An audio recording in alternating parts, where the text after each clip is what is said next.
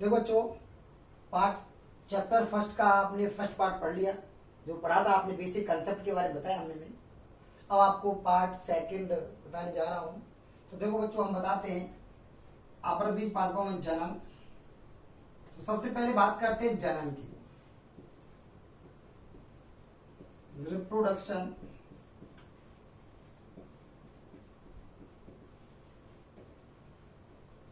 जनन।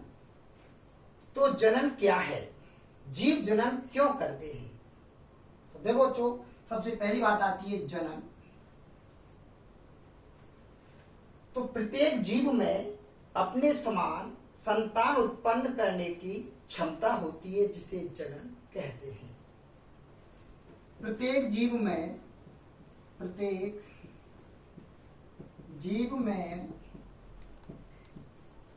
अपने समान संतान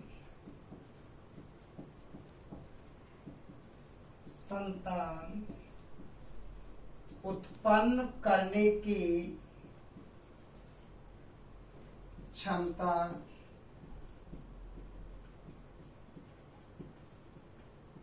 होती है, जिसे जन्म कहते हैं।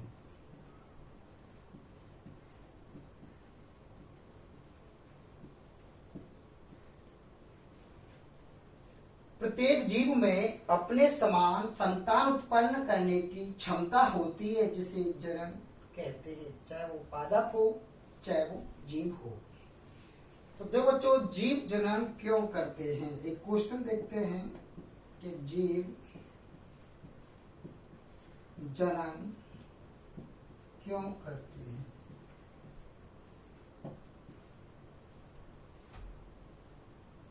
तो देखो, इसका सीधा सा आंसर है कि पृथ्वी पर अपने अस्तित्व को बनाए रखने के लिए जीव जनन करते हैं।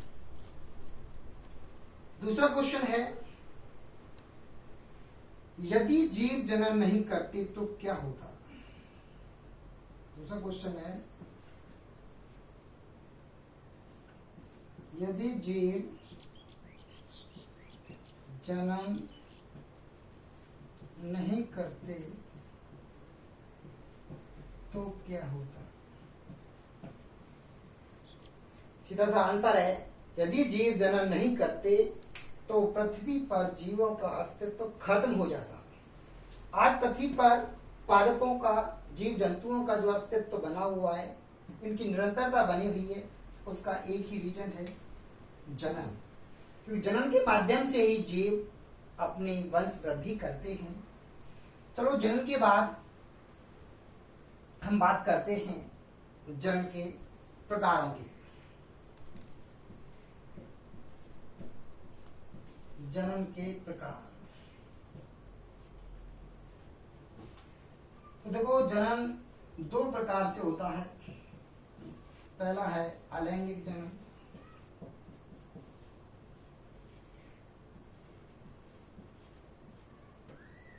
Asexual,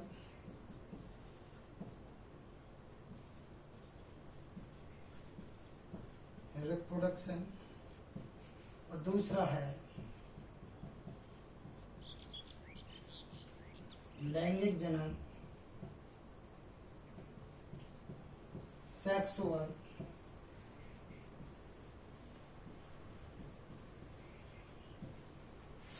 reproduction. तो सबसे पहले हम बात करते हैं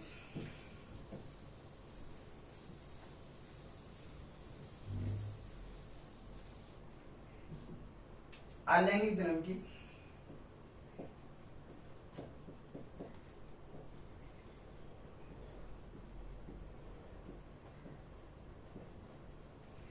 तो देखो बच्चों, अलैंगिक जनन में एक जीव भाग लेता है और लैंगिक जनन में दो जीव भाग लेते हैं। तो सबसे पहले अलैंगिक जनन, एकल जीव से समसूत्री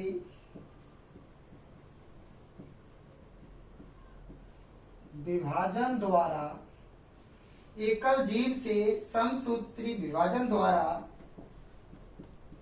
शरीर के किसी कायिक भाग से नई संतति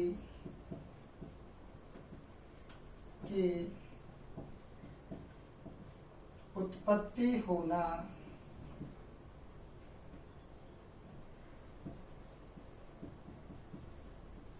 अलैंगिक जनन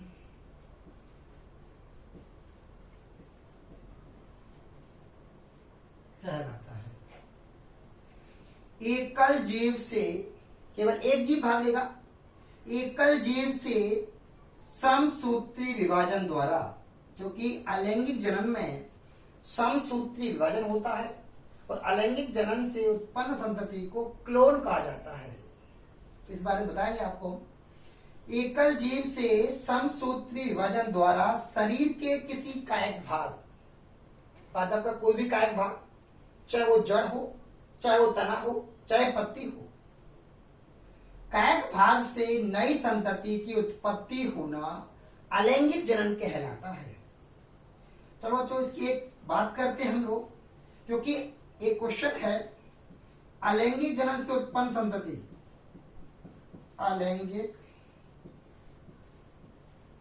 जनन से उत्पन्न संतति को क्लोन क्यों कहा जाता है?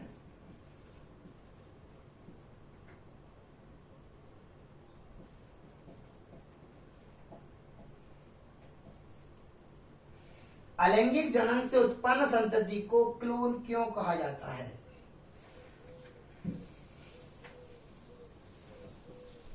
तो देखो बच्चों, अलैंगिक जनन से उत्पन्न संतति आकार की एवं आनुवंशिकी में जनक जीव के समान होती है। ऐसे समान क्लोनों को, ऐसे समान पादपों को क्लोन कहा जाता है। देखिए, अलैंगिक जनन से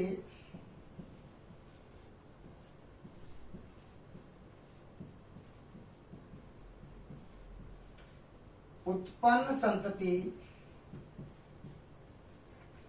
आकार की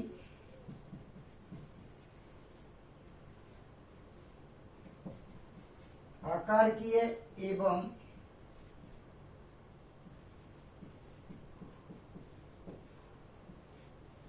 आनुवंशिकी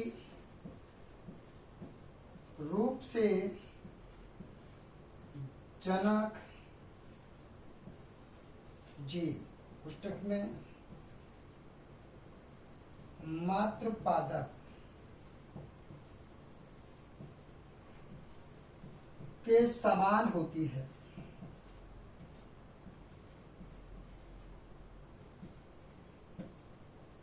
ऐसे समान पादपों को क्लोन कहा जाता है।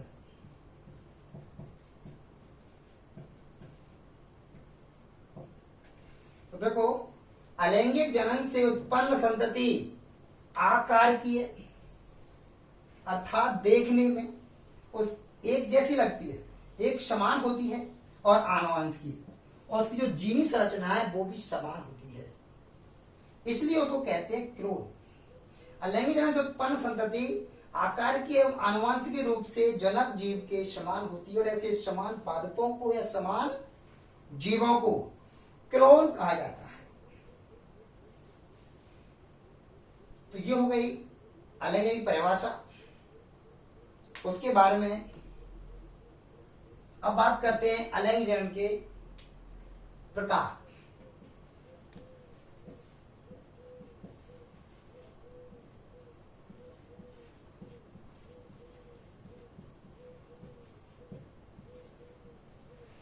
देखो बच्चों, अलैंगिक जनन दो प्रकार का होता है।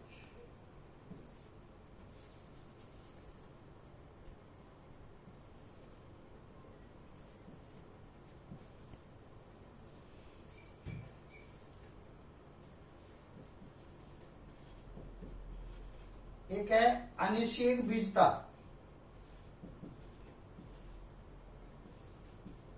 और दूसरा प्रकार है इसका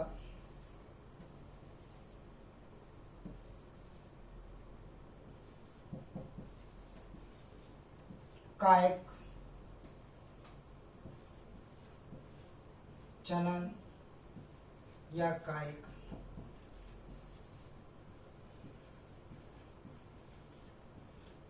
प्रवर्धन।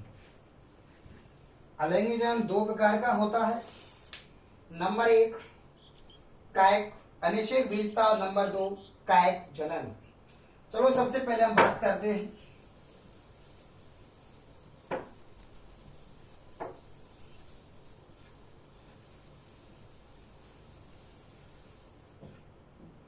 अनिषेक बीजता के बारे में।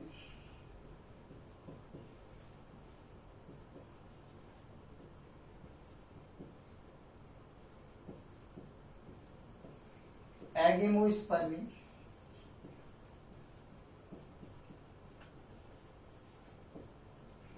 ए इक्वल्स टू बिना गेमस इक्वल्स टू निषेचन स्पर्मा इक्वल्स टू बीज। तो नाम से पता है अनिषेक बीजता, बिना निषेचन के ही बीजों के निर्माण की प्रक्रिया को अनिषेक बीजता कहते हैं। ए फॉर बिना, गेमस निषेचन और स्पर्मा कहते हैं बीज। अर्थात इन पादपों में बिना निषेचन के ही बीजों का निर्माण होता है। बिना युग्मक संलयन या बिना निषेचन के एवं बिना अर्धसूत्रण के बीजों या भ्रूणों का बनना अनिषेक बीजता कहलाता है। तो देखो बच्चों परिभाषा है इसकी।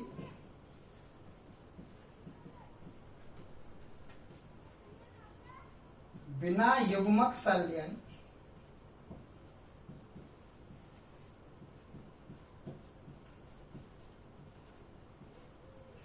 ऑब्लिक निषेचन एवं अर्धसूत्रण के,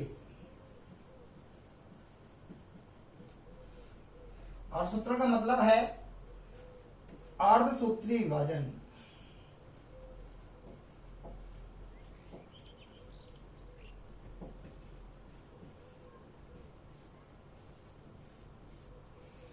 बिना युग्मक संलयन या बिना निषेचन एवं अर्धसूत्रण के नए बीजों कोष्ठक में भ्रूणों का बनना